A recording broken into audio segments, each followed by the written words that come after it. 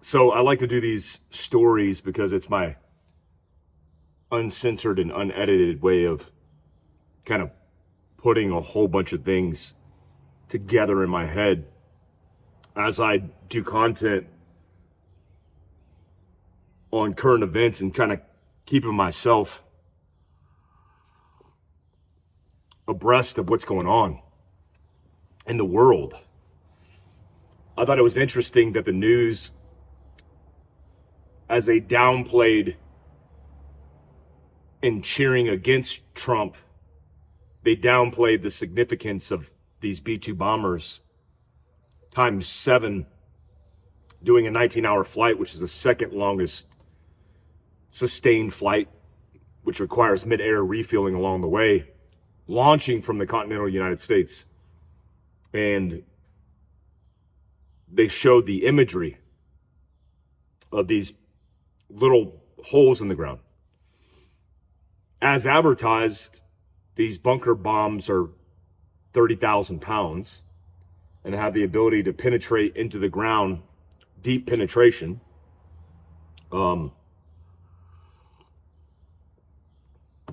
200 feet below the surface. If that's the unclassified number, it's likely double that. It's for sure more than 200 feet, but we don't advertise that way when it's unclass. There's always an unclass version of this. I remember being in joint terminal air control school, which was hard, really hard. They try to do I think the program still goes on. I think the overall goal was to have guys like myself that was in like a sniper hide or something, and we were receiving contact, that we would be able to call in close air support in the absence of a controller or a JTAC. And so I went to this school, almost failed. It was difficult. And I was already a senior guy, so it was hard kind of learning a new skill set that was so very narrow in focus. But we learned about all the GBUs and all the different kinds of munitions. And there's always an unclass version and then a class version, a classified version. Obviously, that's how it works, right? When I see a little pinpoint hole in the ground via the imagery from overhead, and then apparently in 48 to 72 hours, a 2 or 3 day assessment, a DIA, Defense Intelligence Agency Battle Damage Assessment, BDA, assessed that there wasn't a lot of significant damage done. Now, they have different confidence levels as far as the corroboration and what they call fidelity of all this information and intelligence, and how reliable the sources are, and overlapping whether or not you're going to give it a low grade of confidence or a high grade of confidence. And this was a very low grade of confidence. So essentially a guess. That's what it is. It's an opinion.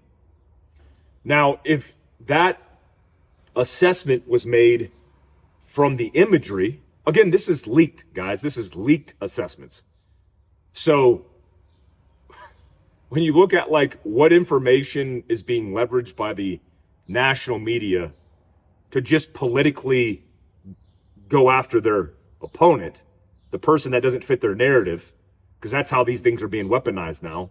It's so funny that Jake Tapper can, with a straight face, say that they're all about the facts in journalism, and they're not about disparaging presidents or complimenting presidents. They're just speaking facts.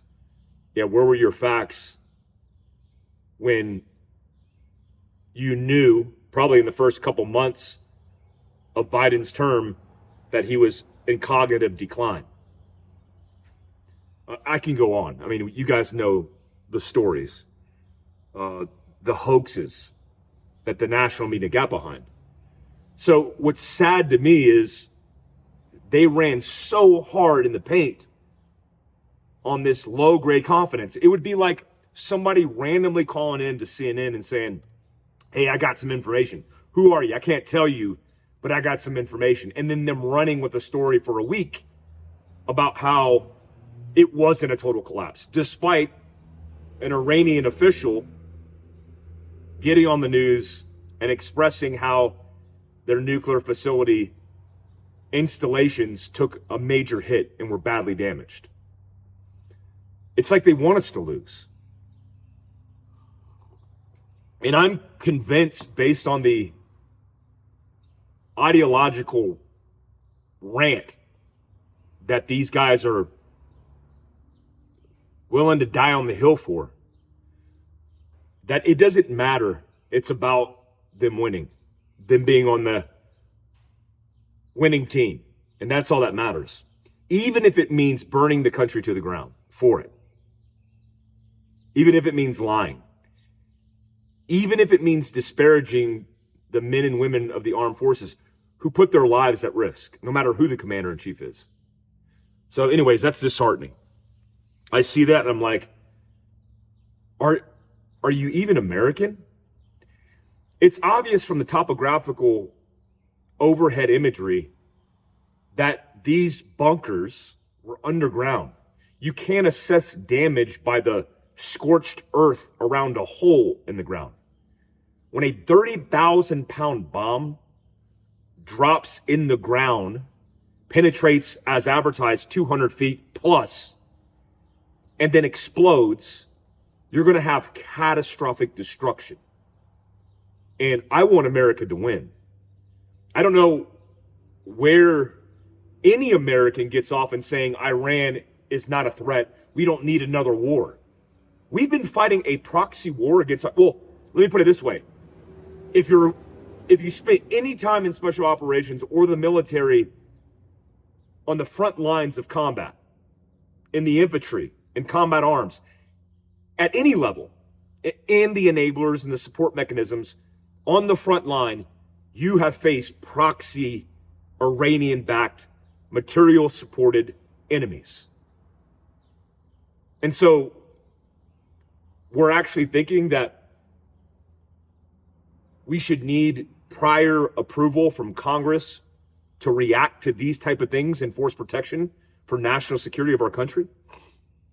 I'm also tracking this New York City mayor race where they just down selected the Democrats.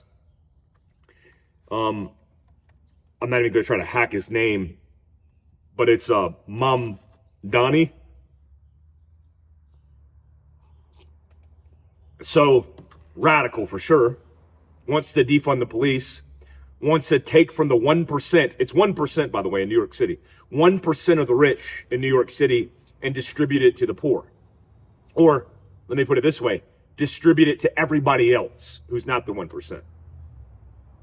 All of his policies, not values, policies, specific legislation is about socialism and equality and inclusion for all. And I don't know if he knows this, but he doesn't even have the right to actually take from the rich and give to the what he's calling the poor. He doesn't have the ability to do that as the mayor of New York City. Almost 500,000 votes for him to be the mayoral primary. And it's funny how when you ask every single person on the national media, I don't care who it is, Chuck Schumer, Elizabeth Warren, everybody, they're very careful on how they speak. What's most damaging is that New York City has a massive Jewish population, obviously. It's a melting pot of America, high, dense population. And he's the most anti-Semitic politician in the country. In the country. So is this good or is this bad or is this an indication of the extremism and the disarray of the Democratic Party? I think it's all of those. Because I don't think the majority of Democrats, it's actually 60+%, 62%, I think is the statistic, don't agree with their elected leaders and want them out. And then the fix is this Zohran Mamdani. Andrew Cuomo is dropped out of the race, and so now it's Eric Adams and this Mamdani guy. My take on it is, if you live in New York City, who you vote for is up to you. But if you don't want Mamdani, you got to vote for somebody else. Eric Adams is a more intelligent and reasonable candidate than this Mamdani. But honestly, I don't care. I don't care. In Heber City, Utah, I don't care what's going on in New York City. If you want to destroy your own city with these policies that are known to be destructive to the citizens, because those politicians want the citizenry to be more dependent, more self-reliant on the system, so it has more control and power, then do you. I'll vote it down here in Utah. I'll spread the word about it here in Utah because I care about where I live. But you want to do that in New York City, have at it. I imagine independents, conservatives, moderates that are hardworking, coming from immigrants, maybe an immigrant, don't want this kind of drama. They don't want that radical behavior. I get the impression that a lot of institutions, including local and state institutions, are completely broken. It's broken because you have now the opportunity for radical activists, political activists, ideological activists who think their value system is more important than the letter of the law.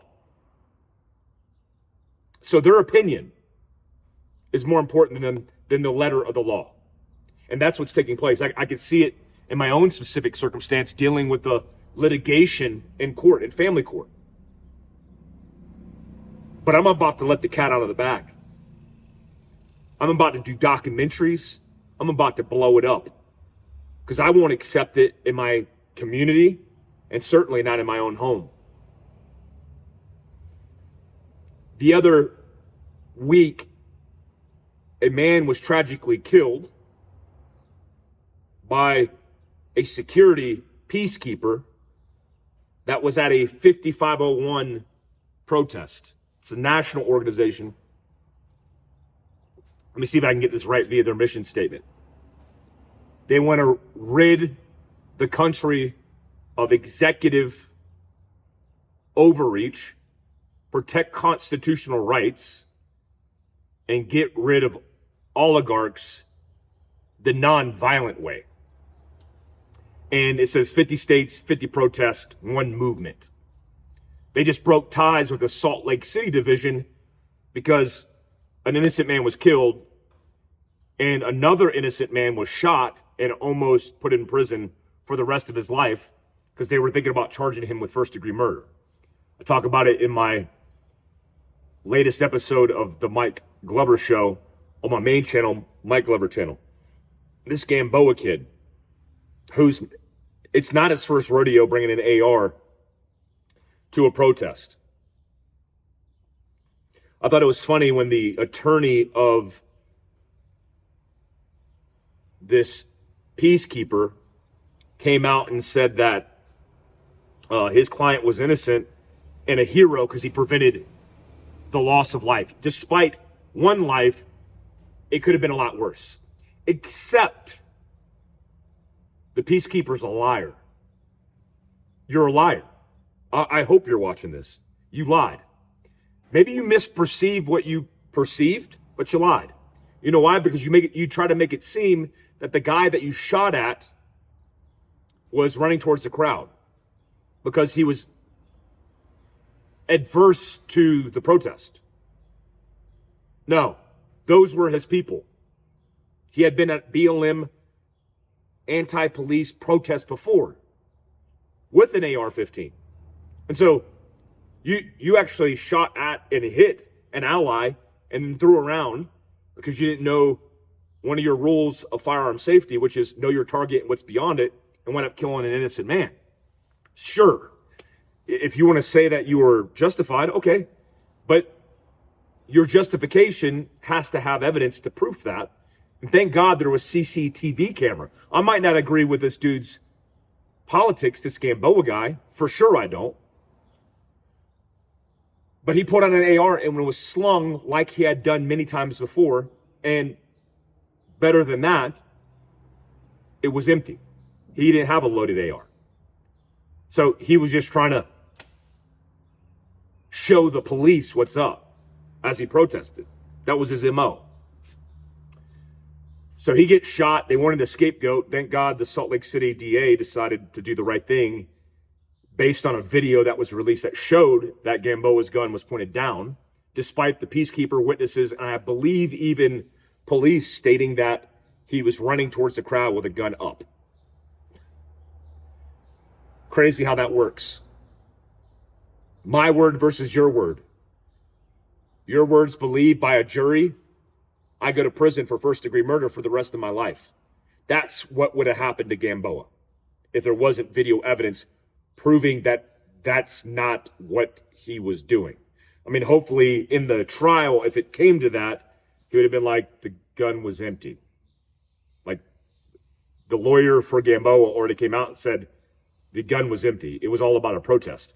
And there's pictures online, which I posted on my channel, on that video of him doing the same thing, walking hand in hand with protesters, protesting Salt Lake City police.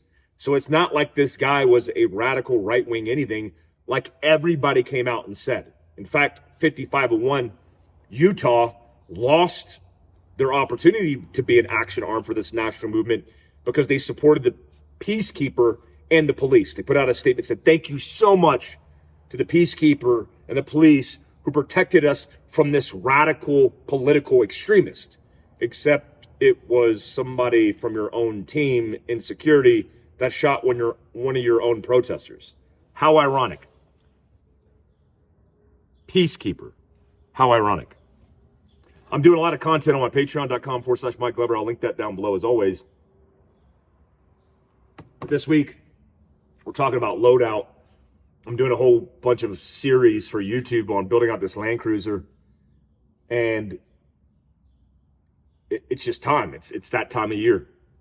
Summer, getting outdoors, doing a lot of recreation. But a lot of those things that you do for recreation, like loading out, outfitting your rig to be reliable in the backcountry, to have a contingency plan if something goes wrong in the backcountry, are the same considerations that you build out for a contingency mobility platform, a vehicle that's going to help you displace from a bad situation. I don't care if you're outrunning a flood in rural North Carolina. I don't care if you're getting away from a wildfire in a mountain town in Utah. There is a significant justification for having the proper loadout and survival, first aid, communications, emergency comms, maintenance and recovery for all the things in the vehicle. And that's what we're focused on my Patreon. Guys, I appreciate you. I just wanted to shoot the breeze with you and hope you have a good day. Thanks, guys.